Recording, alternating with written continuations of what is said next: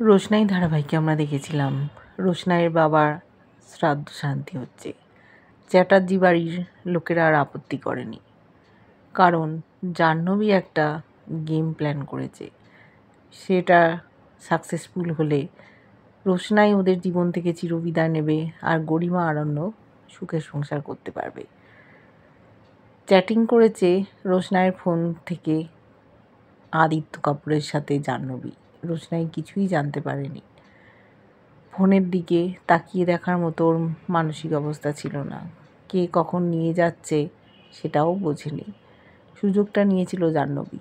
সেই মতো আদিত্য কাপুর চলে এসছে কলকাতায়। একেবারে চ্যাটার্জি বাড়িতে এসে উপস্থিত। অবাক হয়ে গেছিল আরণ্য। ওকে দেখে খুশি হয়েছিল বাকি সদস্যরা। বুঝতে পারছে ওদের প্ল্যান মাফিক কাজকর্ম চলছে।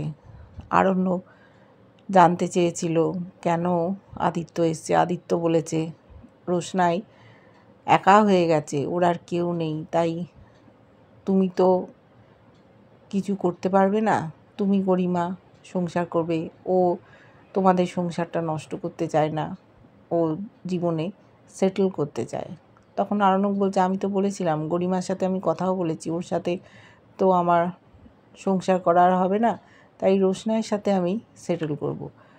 কিন্তু আদিত্য কাপুর সমস্তটা ভেঙে বলল না যে ওর সাথেই সেটেল করতে চায়, বিয়ে করে সংসারী হতে চায়। এগুলো যদিও রোশনাইয়ের কথা না। ভাবছে আরণ্য কী ব্যাপার, কার সাথে তাহলে সেটেল করবে বুঝতে পারছে না। রাগ হয়ে গেছে।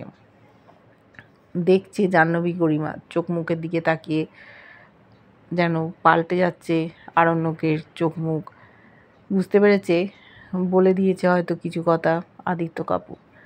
রোশনাইয়ের কাছে এসেছে আদিত্য, বলেছে তোমাকে নিয়ে আমি পরশুদিন চলে যাব। তার আগে একটা পার্টি থ্রো করেছি, ব্যাঙ্কোয়েট হল বুক করেছি।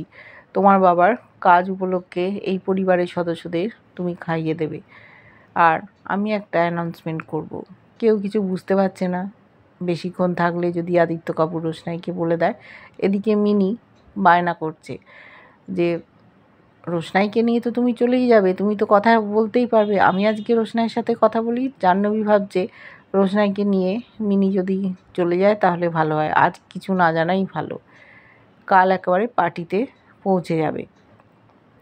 পুরুত মশাই বলেছেন যে আরতির ভাবটা সকলকে নিতে, সেই তাপটা নিচ্ছে সবাই। আরণ্য গম্ভীর মুখে দাঁড়িয়েছিল। রোশনাই কাছে গিয়ে মাথায় তাপটা দিতে গেছে, ওর হাতটা চেপে ধরেছে আরণ্য।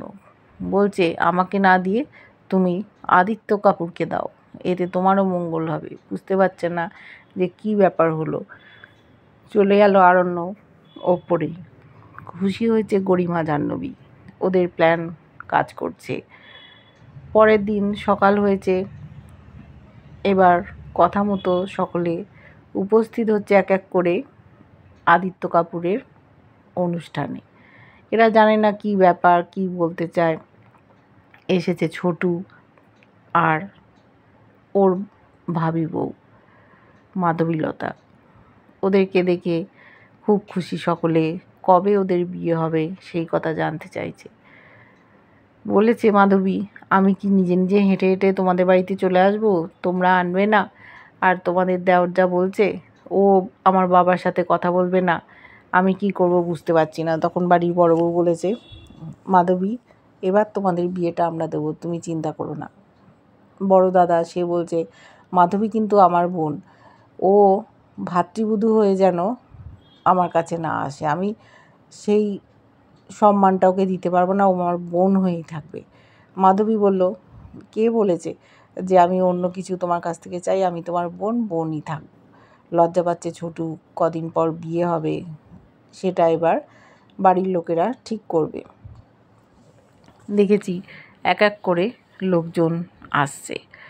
এসেছে মিনি আর লালন। দেরি হয়েছে সাজগোজ করতে।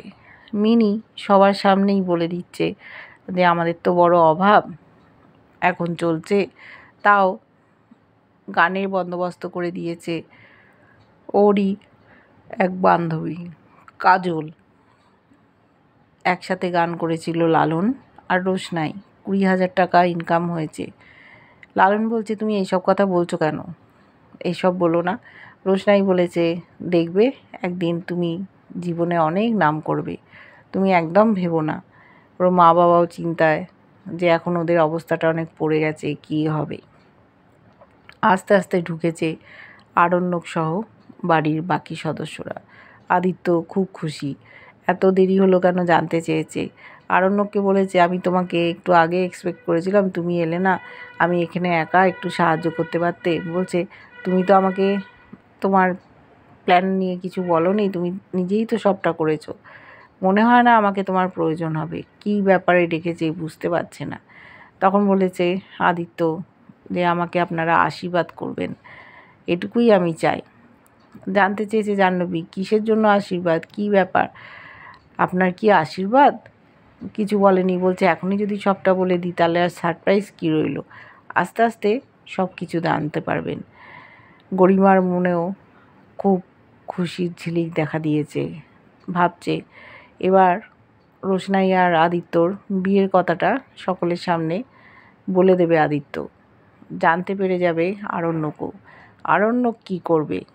নিশ্চয়ই রোশনাইয়ের ওপর রাগ করে বাড়ি চলে যাবে, আবার গরিমার দিকে মনটা ঘুরিয়ে ওর সাথে আবার সংসার করবে।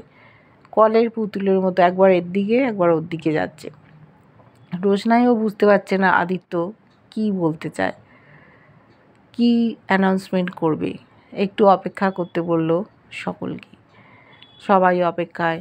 বাড়ির ঠাম্মিও এসছে, ওরা এসছে, ওর বাবার শ্রাদ্ধ উপলক্ষে খাওয়াচ্ছে। এটা একটা দরকার ছিল। মাধবীলতা বলল, দেখো আদিত্য ভালো কাজ করেছে, সকলকে ডেকে এনেছে। রোশনাইয়ের সাথে দেখা হয়ে গেল। রোশনাইয়ের কাছে জানতে চেয়েছে বড় মা যে তুই আবার কবে আসবি। বলছে, দেখো বড় মা, এখন তো আসার কথা আমি বলতে পারছি না, আমাকে কাজ করতে হবে, তাই সেই চেষ্টাই করব।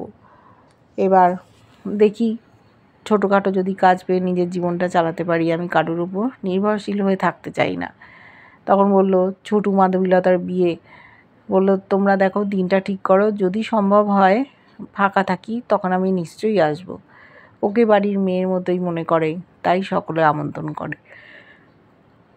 সবাই অপেক্ষায় আদিত্য কখন অ্যানাউন্সমেন্ট করবে আর কী বা বলবে।